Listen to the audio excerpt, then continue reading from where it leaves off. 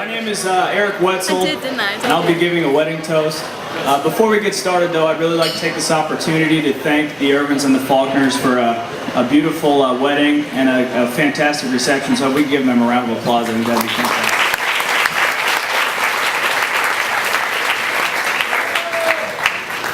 Well, I stand up here and I'm actually a little bit embarrassed. I had this fantastic speech written, and about 15 minutes ago, my fiance Rachel came up to me and said, you know, there are certain etiquette when giving a wedding toast, and this is my first wedding toast. I've never done this before, so I didn't know.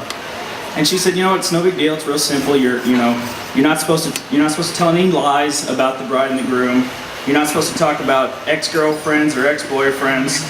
Absolutely no cursing whatsoever, and you can't tell a single dirty joke. So it was pretty humid today, wasn't it?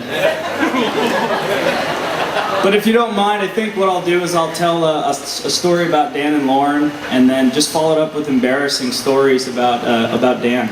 So I think I got a couple of those here, if we don't mind. So everybody just bear down a little bit. I've known Dan and Lauren as actually individuals before they became Dan and Lauren the couple. I've known Lauren for about 6 years. 4 of those more or less of acquaintances, not really close friends until Dan and Lauren became Dan and Lauren. And I've known Dan for 9 years. Dan and I met at our first baseball meeting at Western Kentucky. Dan was a junior college transfer coming in as a starting pitcher, and I was a freshman coming in as a bench warmer. If you actually ended my career that way too. If you went to the My Wedding website, you would read about how Dan and Lauren met and how they became Dan and Lauren. And if you read it, you would realize that I played a pretty significant role in that. I introduced them at a New Year's Eve party in what I believe was 2007 or 2008. And when that one didn't take, I reintroduced them in November of 2009 during the Auburn, Alabama football game, the Iron Bowl at Dan's house. So we decided we were going to watch the Auburn, Alabama game at Dan's house. I had just graduated from Auburn, so I wanted to watch it with my buddy because I was in town from Denver, and you know, Dan really doesn't care much about Auburn football. He doesn't have any sort of correlation at that time to it. So I figured I'd call my friend Lauren, who I knew went to Auburn before she had finished up her degree at Western Kentucky. I figured I'd bring someone that had some correlation to Auburn over. Well, after I hung up the phone with Lauren, I immediately regretted the decision. And the reason I did was because to this point, Lauren, to me, is a very quiet, soft-spoken, very proper individual. And Dan and I are not this at all. In fact, the only adjective that's ever been used to describe Dan and I is a bit overwhelming. So I thought this was probably a poor decision on my end. Well, after about 3 hours of yelling at the TV and pulling hair and teeth grinding and all this, and Dan and I sitting very quietly on the couch worried about our life safety, it became very apparent that Lauren was a little bit more than the casual Auburn fan. So I wasn't real surprised when a week later Dan had called me up and said he had taken Lauren out on a date and he was really digging her vibe. And I wasn't surprised. His words, not mine. I wasn't real surprised because the passion that Lauren had shown for Auburn football, well, I had seen that passion in Dan for years. You see, Dan has a lot of passions. Dan has a passion for food. Dan doesn't like to prepare it or cook it, but Dan loves to eat the food.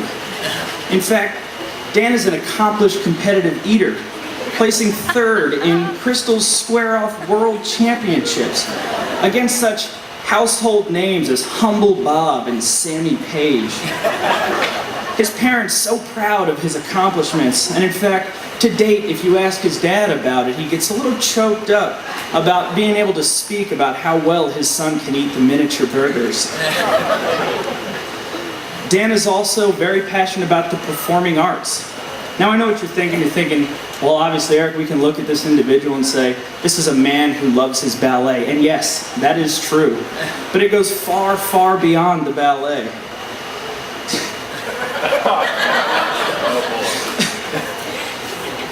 Dan has a passion for dance.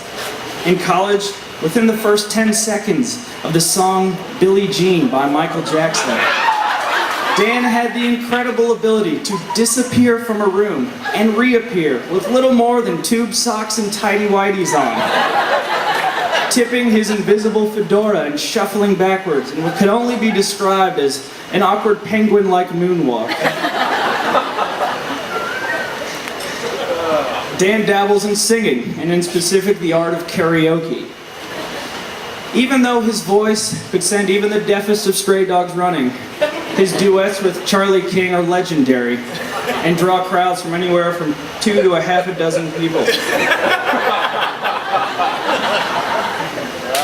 Dan is also an accomplished song recorder, but that is an entirely different story for an entirely different day.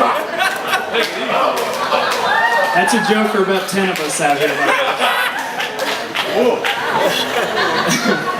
But most importantly, and the reason we're all here, is because Dan has a passion for Lauren. He loves Lauren very much, and I'm very honored and proud to have been a part of that. But before we raise our glasses to Dan and Lauren, I'd like to give each of them one simple piece of advice.